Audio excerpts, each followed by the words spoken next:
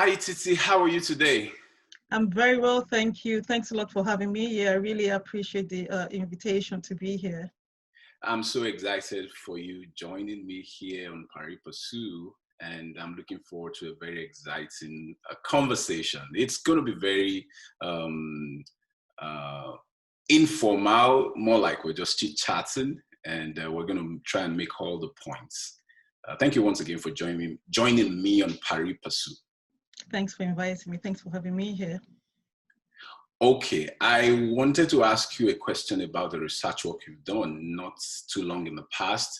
I want you to tell me about the research work you did in a book you contributed to sometime in 2019. Yes. You did some investigation into policy narratives and policy transfer. Tell me about it. Yeah, thanks for asking me that question. So because me working on policy narratives stems from my PhD research. So what I did was to work with a framework called policy transfer. So within policy transfer, we're looking at how the countries, jurisdictions primarily, not just countries, so it could be also a subnational unit. So you could be talking about provinces or states, or even local governments as well. How do they adopt policies that had already been existing in a different jurisdiction? So that is policy transfer. So I looked at policy transfer, but then within policy transfer, I looked at how do policy narratives then contribute into transfer of policy. So how do stories play a role in how those policies are translated into the new environment where they're being introduced to. So what I did then was to develop, in a way, I contributed to that policy transfer framework and also narratives policy framework by demarcating the different types of actors that we will get in different types of policy narratives, or primarily the different types of characters, more like characters, like the type of characters you have in a story. Like in Hollywood, for instance, when you have a film, you see that there are different characters playing out in that film. So you'd have a hero who is like doing great things, in the story. You could have someone who is like an antagonist. You could have someone who is an ally, and you could have someone who is a villain, who is the very mean person we do not want around in the story. So I used all of those characters to say, okay, this is how sometimes when we're transferring policies, depending on who it is that we label as who we label as a character. So that could be hero, the antagonist, the villain, the ally. So that's for characters. And in addition to that, you could also have plots. So when you're transferring the type of stories that I use to communicate the policies are the ones where we would then be able to identify all these story elements. So you could also have a plot. You want to tell me about one of those stories? Yes, so the specific case study that I worked on, which I then applied my contribution to, like in a way, the framework. So if you do go into that book, I think hopefully you can have like a picture of the book in the link. I'll be very happy if people can see it. That would be really great. Okay. Because to look at that framework of how different types of policy transfers can see how the stories are moved about, are translated in those specific transfers. So I looked at the case study of the transfer of disaster risk reduction policy to West Africa. I also looked at the transfer of renewable energy policy to West Africa. And what I saw in those two instances was that they were both cases of coercive policy transfer. They were not instances where it was the recipient jurisdiction initiating the transfer. Rather, the transfer is being initiated from an external actor, and it wasn't primarily being initiated by the external actor because of motives that are completely altruistic. No, it is mostly because of motives that might benefit the person driving the policy transfer.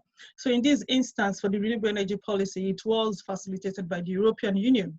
And what I found was, even though they made, practically they made ECOWAS say that this transfer is being initiated by ECOWAS, whereas it wasn't. It was, the whole thing was thought of right by European Union, which it is also for very good purposes, because of course we know that we do have challenges of electricity and all whatnot. on the continent.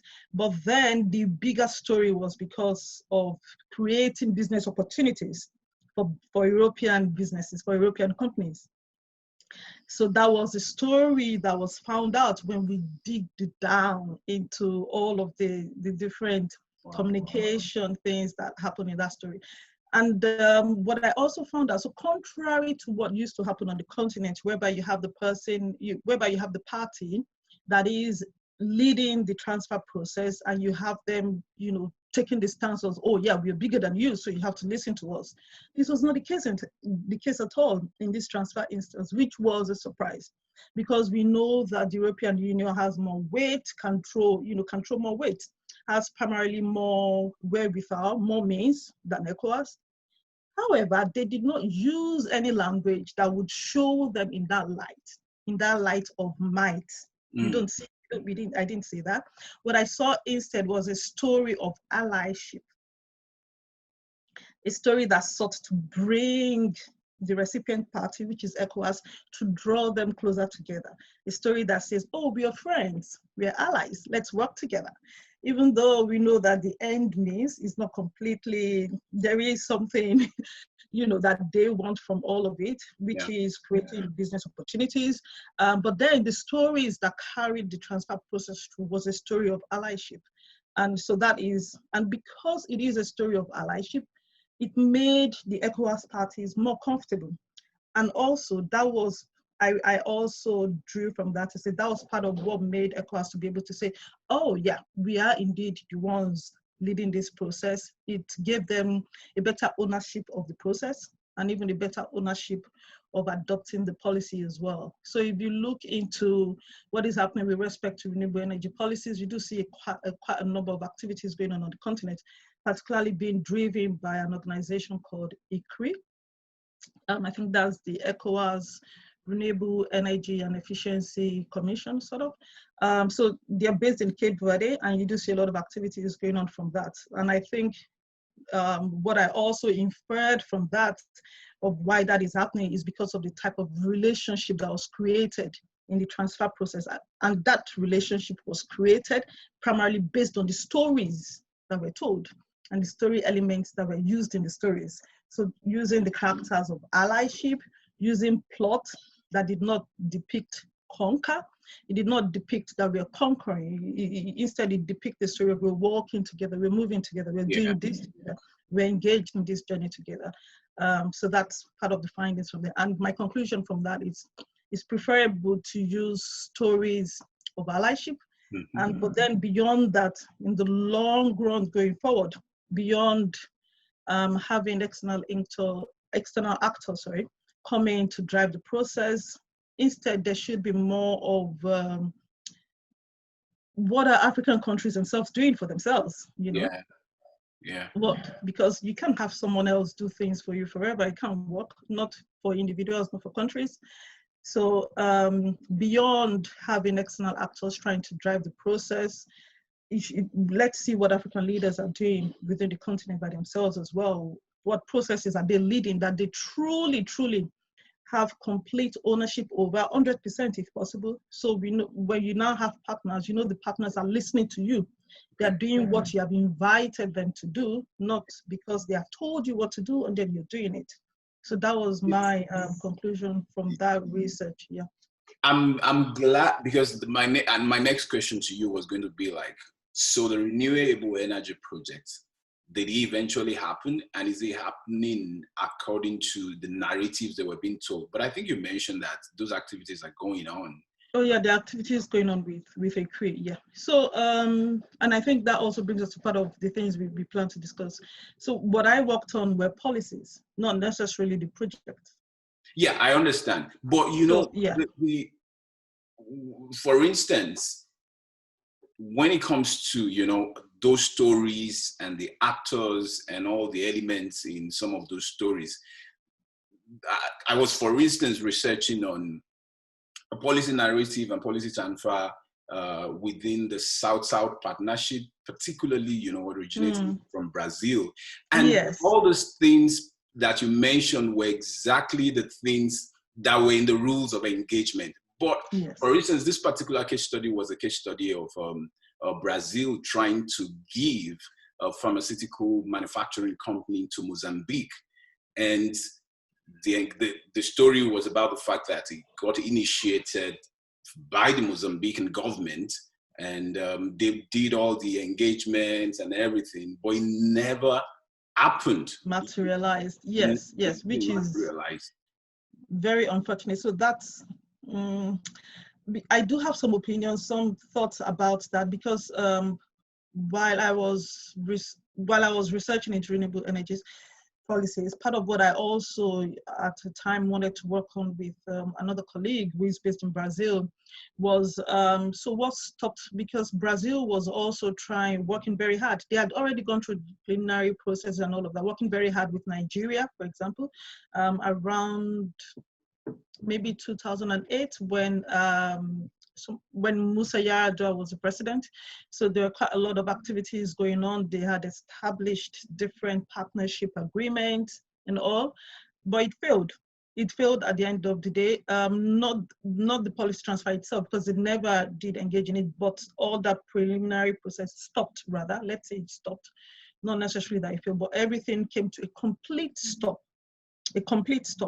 And we were back into the hands of, other international parties. Yeah. Now, it brings me to this point that, because there's so many factors that, that acting as a blockade to some of these narratives. Naturally, sentiments in here, I would probably like, African countries to partner with some of those guys who were not involved in the pre-colonial activities, because I just feel like maybe they'll be more sincere and stuff.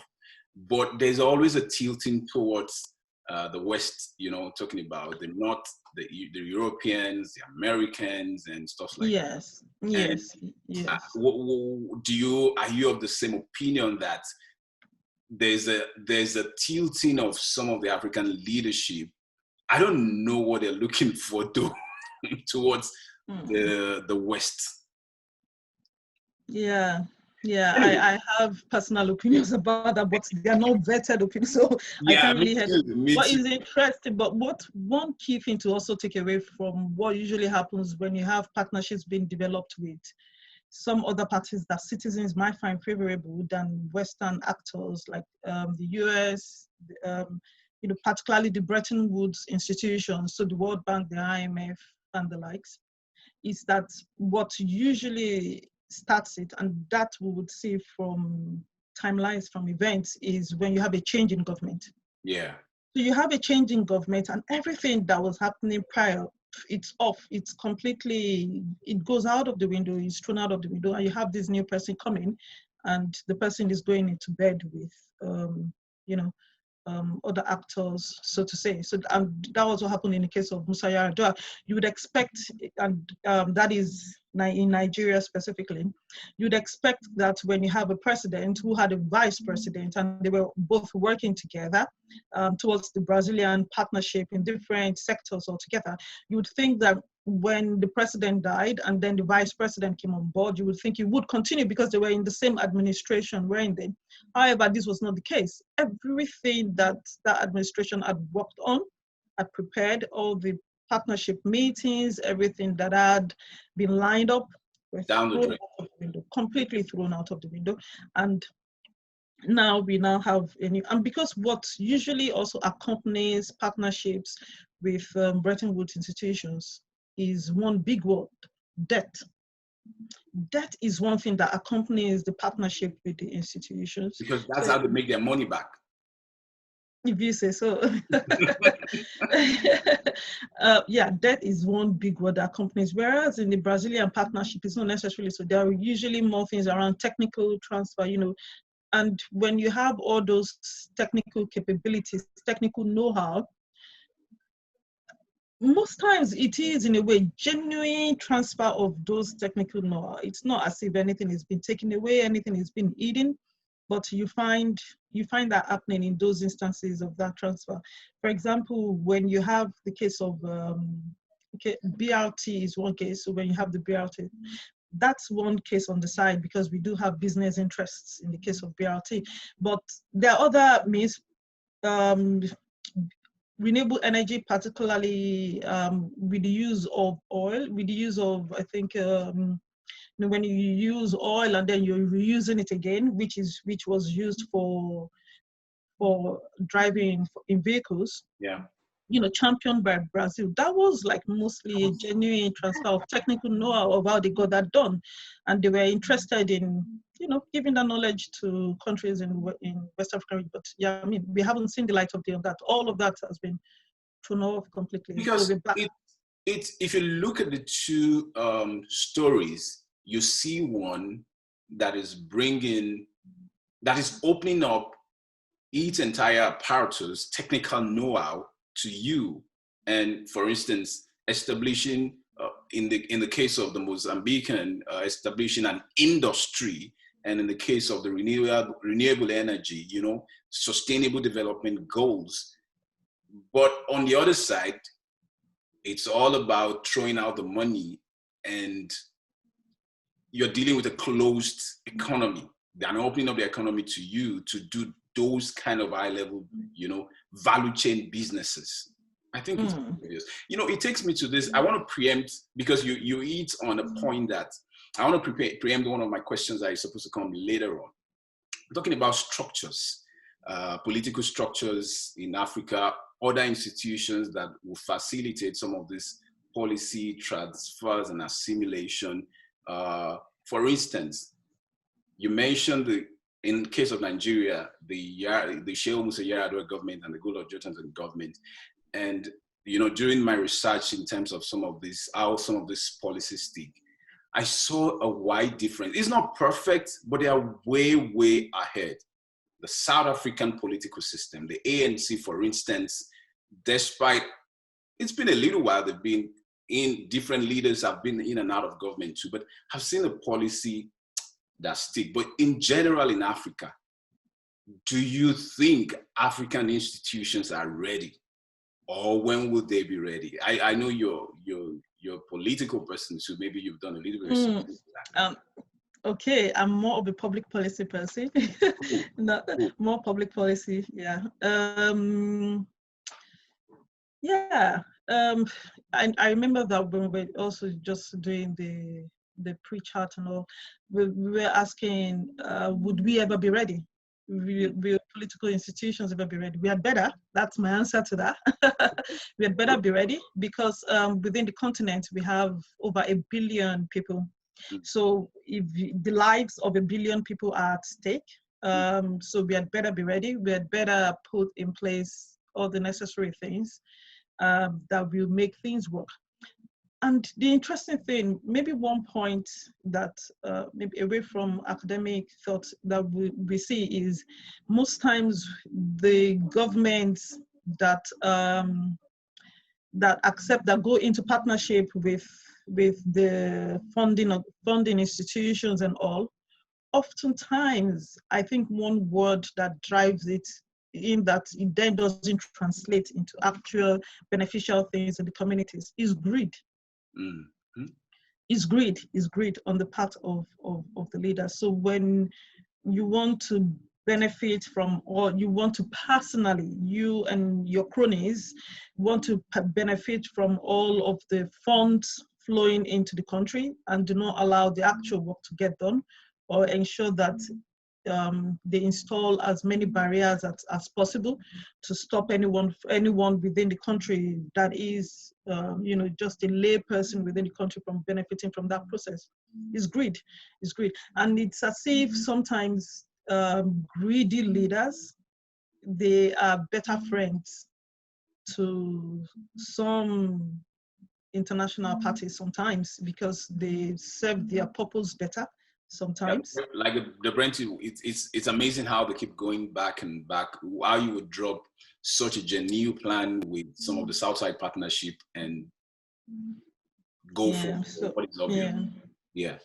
So also in the line, I wanted to ask you, do you think democracy is the right style of government for Africa? You see some of the African governments that are making a headway with policies and having the right results. All of them are tended or have been accused of, domineering and the polity and things like that. You see, it's worked also in, nations like in China and in a couple of other places. Do you think democracy is the right system of government for Africa? Yeah, very good question. So it's interesting. Let's think back to the olden days. So what system of government did we have that was dominating across most population, anywhere across the world? It was primarily monarchy most times. And so you have monarchy, but then again, you now have different population, different places starting to introduce new style of governance. So then you have, so for example, in Great Britain, you have parliament, you have the parliament. And also, for example, in ancient Rome, you had the Senate. So when other people see this style of governance, and it takes us again back to policy transfer, or knowledge transfers as well, in a way. When different communities see the styles of government and they think perhaps it may benefit them, they assimilate that system into their own system, or maybe even sometimes just do a bit of realigning what system they had in place and then bring in what they had seen from outside. And that is what you see with different aspects of life. Why do you have marriage? Who taught the entire population about marriage?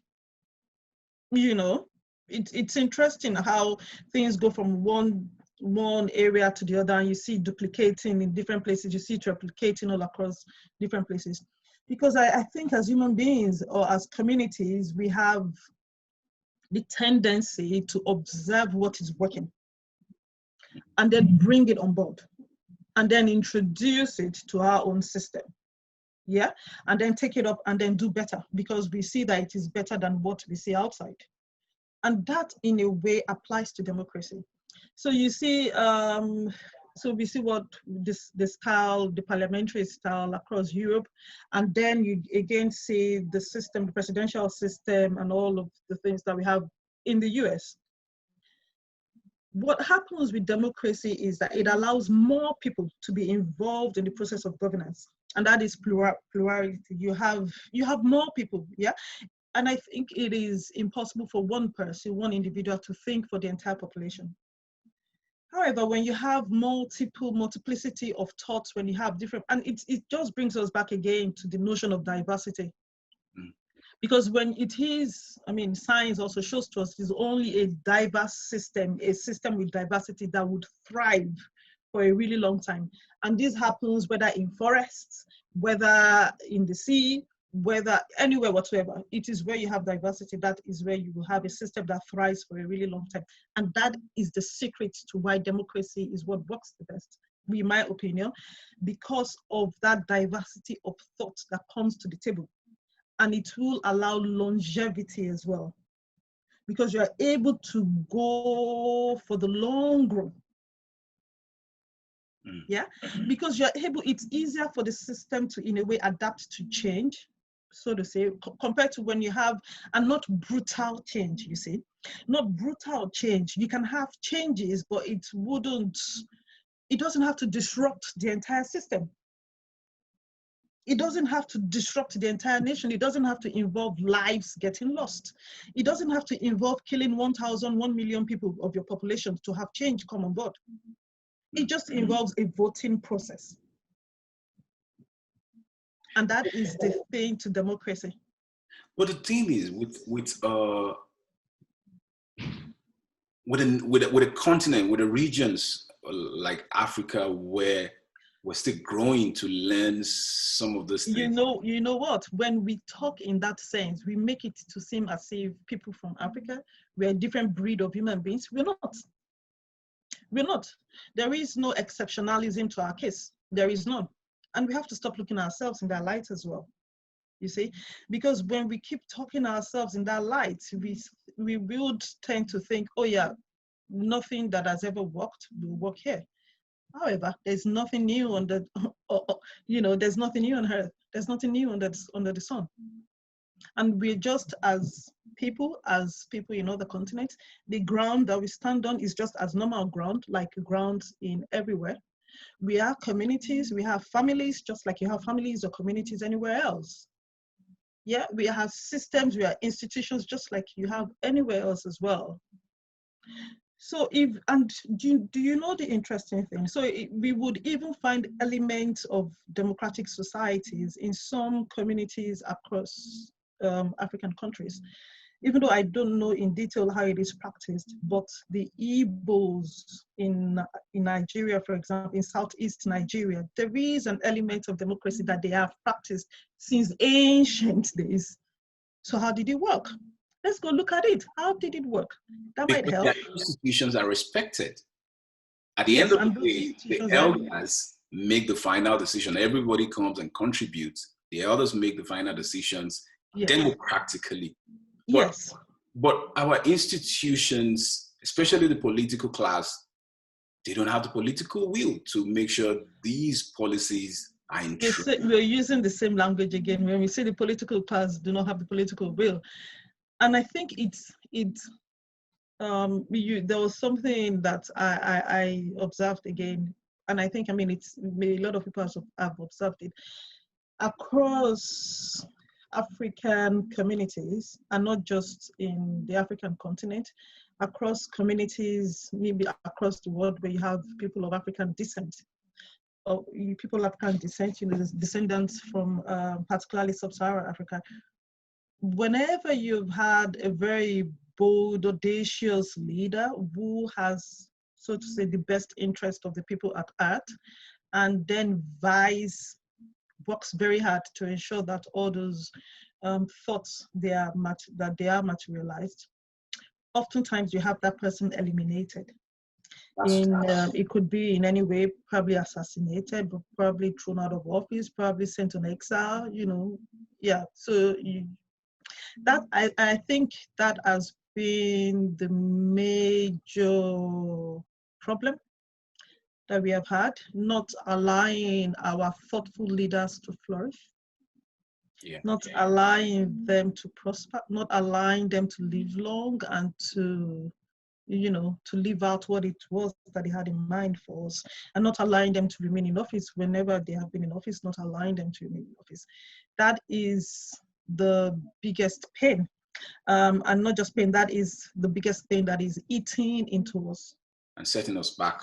That is setting us back, because at the end of the day, if you look at different instances of change across countries, across jurisdictions, it usually takes one very bold leader that institutes that change, and then everyone just follows from there, and then the community, the country just falls in, just falls in alongside with that line of thought that the leader has introduced. But it has been quite unfortunate for us. Yeah, everyone that has brought on board very cogent thoughts, very viable solutions, they're always taken out of the picture.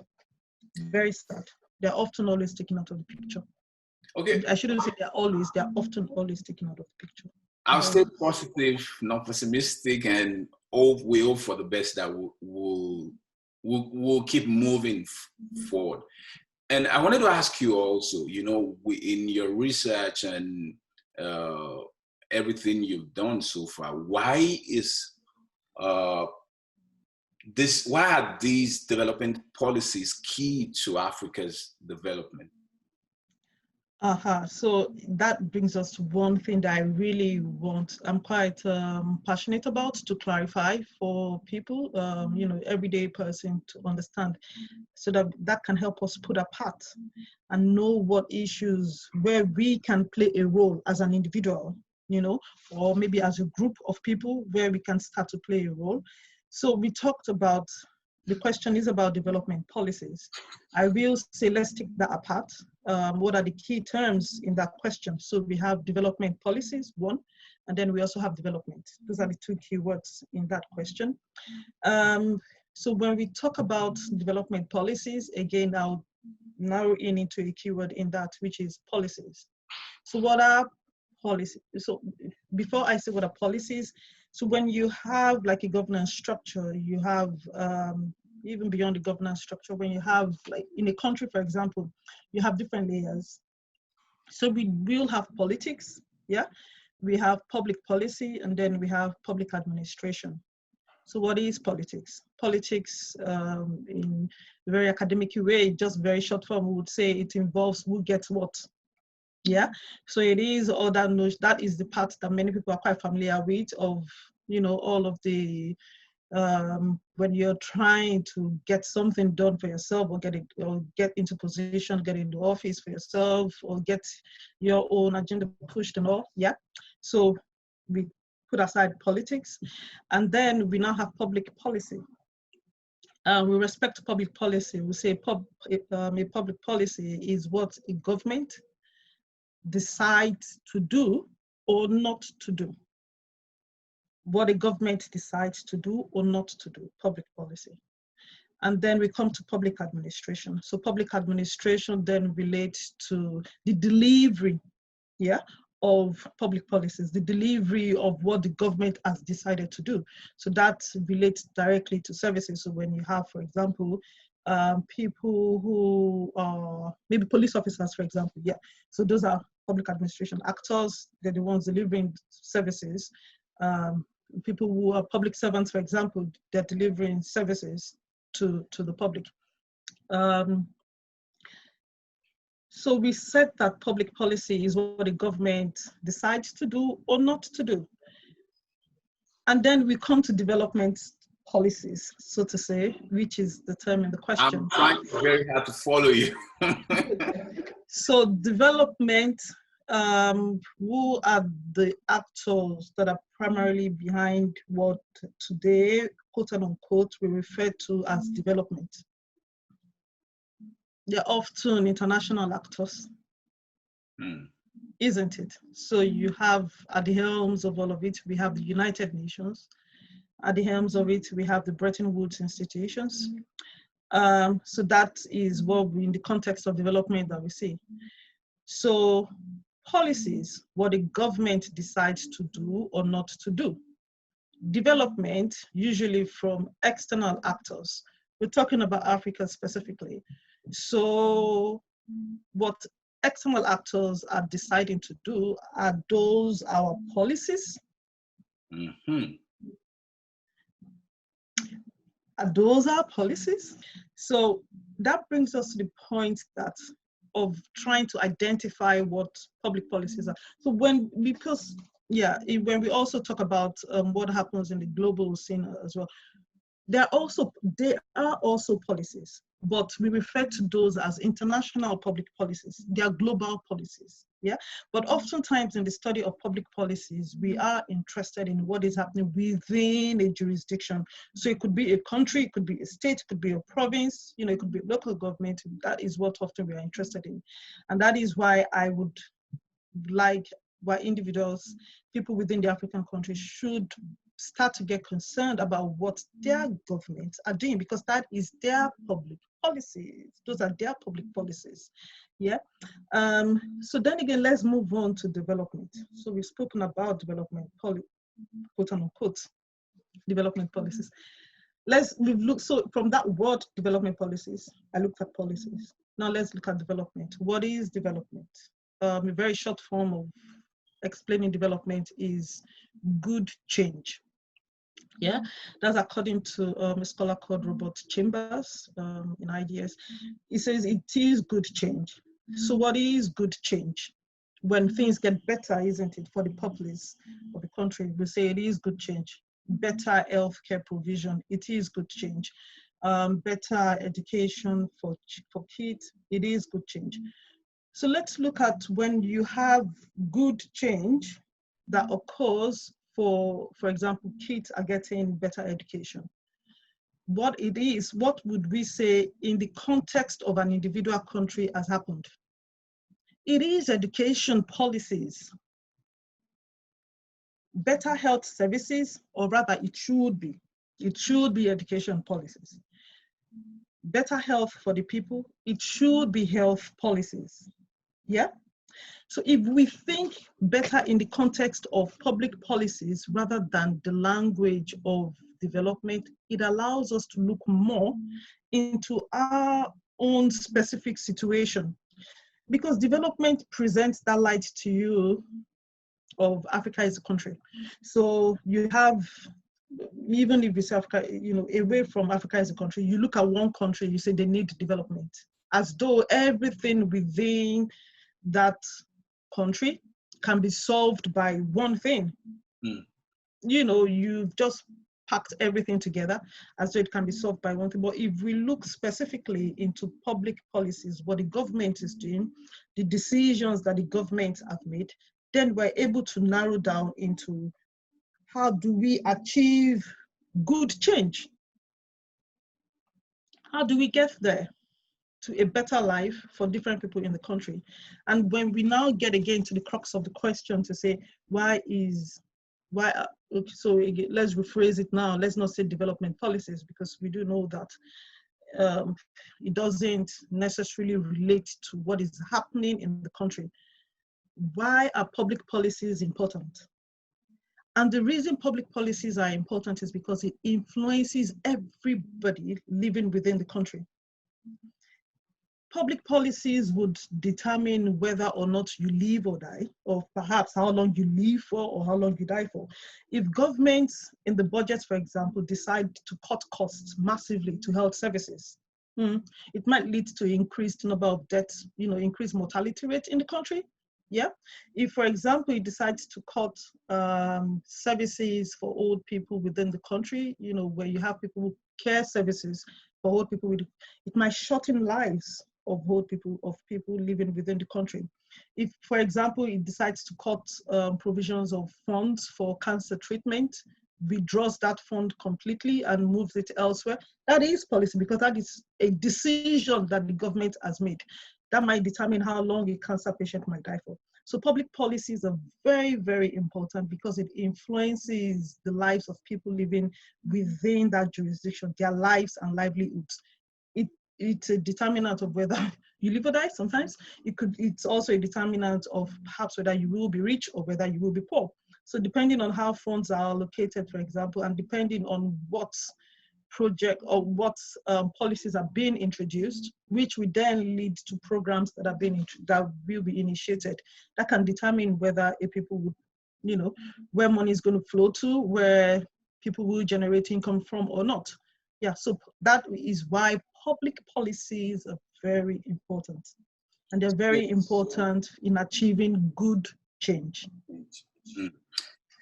So what is the balance to achieve this good change in an African context, knowing fully well that, for instance, Africa doesn't even, most part of Africa do not even have the finance to effect a lot of this change.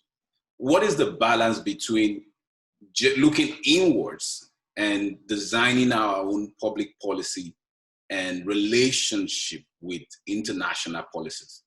Yeah, thanks for that. So in me saying all of this, I'm not saying we should just become an island to ourselves and just everything you need or everything you want to generate should just be from within your own country or just from within your little corner of the world. No.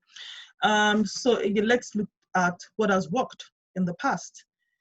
How so many projects before the introduction of SAP, Structural Adjustment Program, which brought in a very coercive mode of, it was policy transfer, very coercive and quite not nice at all. I was going to use a different word, but not nice, not in the best interest of the people who the policies were introduced to, because it just said open up your market without people within the countries being ready for that.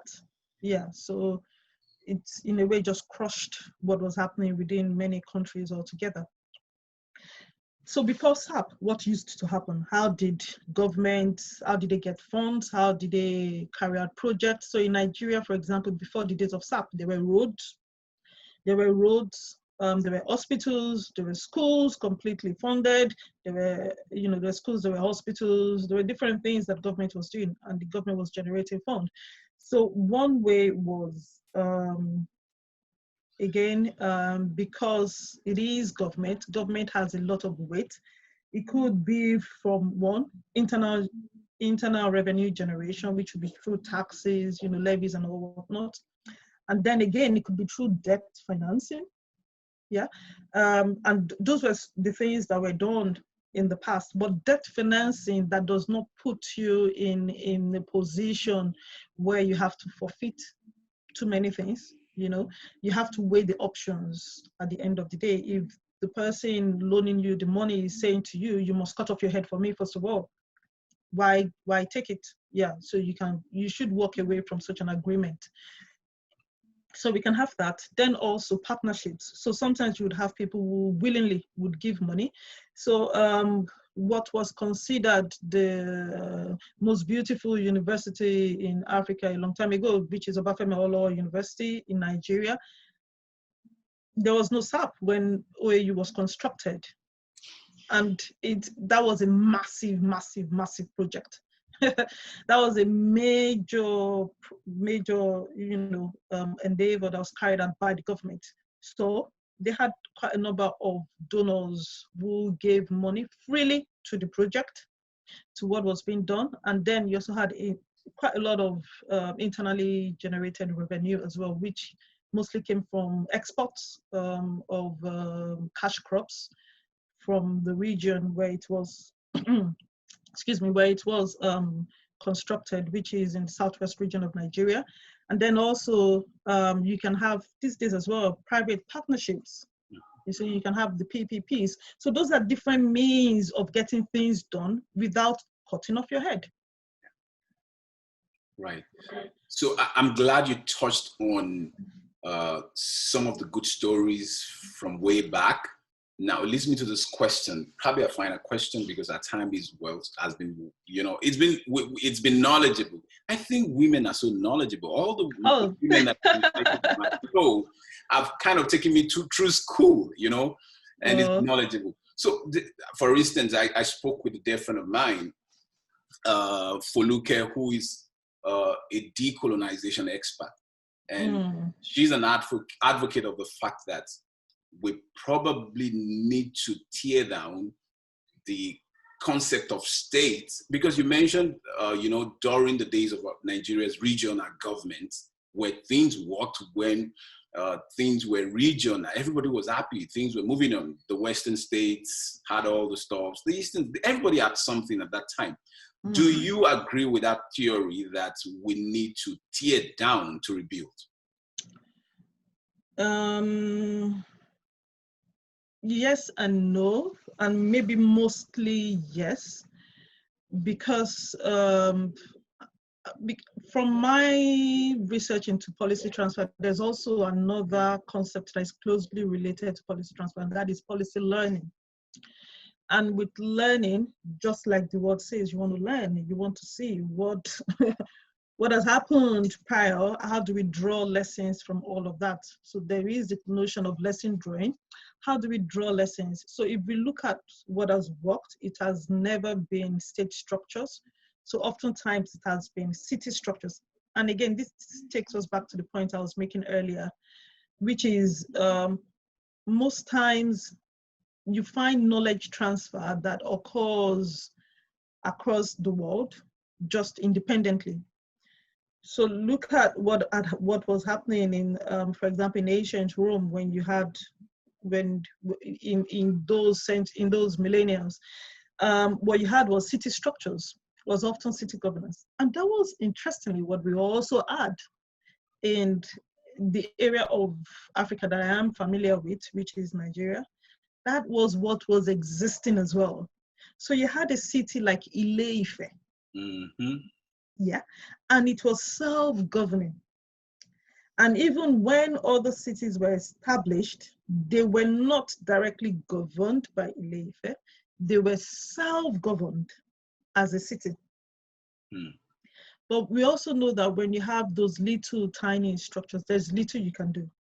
But beyond just a city on its own, cities can come together, can work together to have similar policies. And interestingly, because in this day and time we're quite economically oriented, we want to talk about income generation, which is valid because it does help to increase the standard of living for everybody generally. When you engage in economic activities, you have income generation and all whatnot, your life goes beyond eating, sleeping, waking up, and all of that. And this is not to say that that was what we were doing on the African continent, because I know some people might try to, no, there was active economic activities going on. So I usually say to people that evidence of that is the cowrie. The cowrie was used for trade before we had the Europeans come onto the continent. There was the cowries, and Ghana, for example, is named after that. It gives it a very significant recognition. So Ghana is the city, is named after the cowrie. That's the currency of Ghana. It recognizes what it was we were using for trade before the coming. So people traveled around, they were actively involved in economic activity. So the state structure, what it helps, it helps you to create a bigger market. But beyond the state structure, people, with respect to governance, people who understand their language would govern themselves better than when you bring together multiple people from different ends and all. And another important point to note that when we had those states, particularly if you look at the lines that were drawn, which was most brutal in West Africa, the vertical lines that were drawn on the map, it's just primarily a divide and rule map. Yeah. You're bringing the map, the line should have been drawn like this. Yeah. It should have been horizontal if you are really interested in the people who you see living and the lifestyles of people that you see. It should have been like that. And mostly people who lived, so for example, in the Sahel, where people closer to the Sahara, people closer to the desert, so in the Sahel, so countries like Chad, like northern Nigeria, northern Ghana, northern Togo, northern, all of those, northern Ivory Coast, for example, their lifestyles are similar, completely similar. So it would be easier for people like that to come together and form a market, a governance structure. It would be easier because of the language, the lifestyles and all. And then you have people in the southern part living closer to the coast. It would be easier. However, that doesn't negate the fact that we can all now still come together, like what you have in the European Union today, for example. We can all now come together as an economic union. Fantastic, as an economic union that would benefit everybody. That would benefit everybody when we come together as an economic union.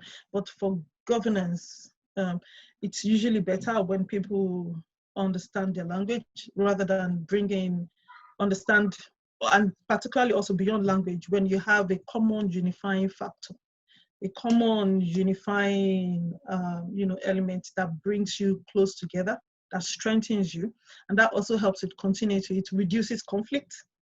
Yeah, it reduces, because when you do have conflict, that stops any viable project from continuing. So if, for example, you were constructing a road and all of a sudden you have an outbreak of violence, it stops that right away. You can't go on. You can't proceed with that. So when you have less conflict, then you can get things done, faster and even better as well, because it's easier to get buy-in from all of the people you're working with. Yeah, so this is to say that the state structure in two ways, governance-wise, political-wise, it may not be for our benefit completely, but economic, with economic perspective, yeah, we can work with it. We can work with it. Let me throw in this bonus question before I let you go.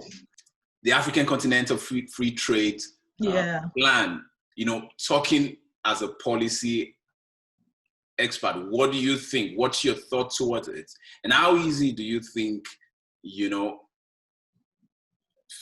African countries can muster everything they've got to achieve this policy narrative? Yeah, the AFCTA is an interesting one. It's a good idea. It's just unfortunate that it's not coming from within. Again, it's unfortunate that it had to come from external partners in telling us what to do and how to do it. It would have been better if it was an idea that started from within the continent itself. What's the difference? What's the difference, especially in regards to the FCTA? Is coming from outside or it's coming from inside? What should we look out for? Ownership.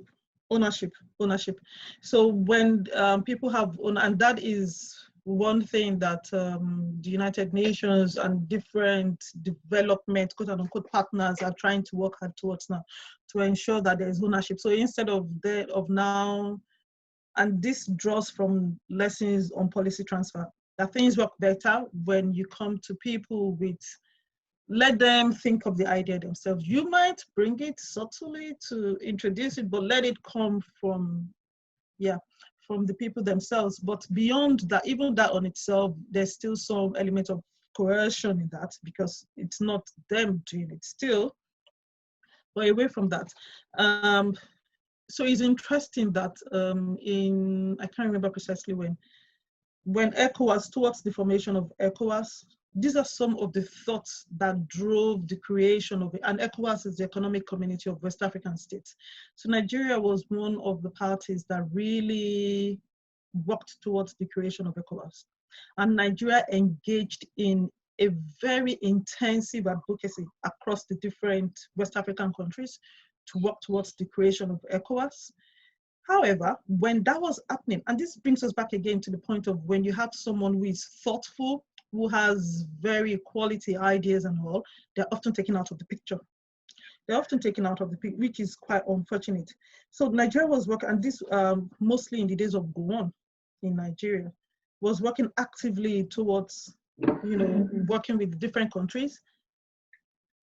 At the same time, while Nigeria was going around its neighboring countries, we also had European interests going around those same countries, trying to work hard against integration, against regional integration, led by Nigeria.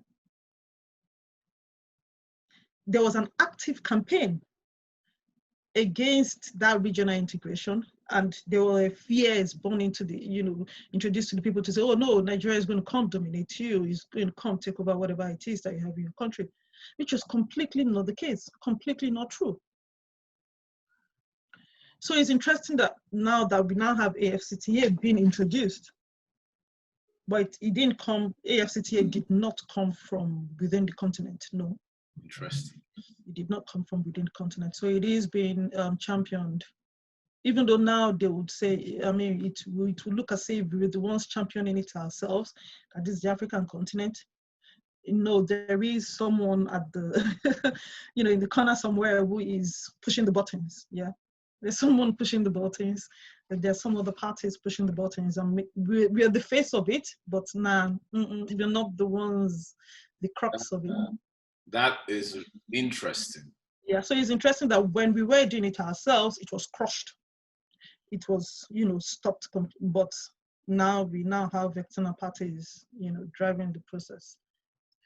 Wow. It's been an electrifying time talking to you. It's been very enlightening. Great.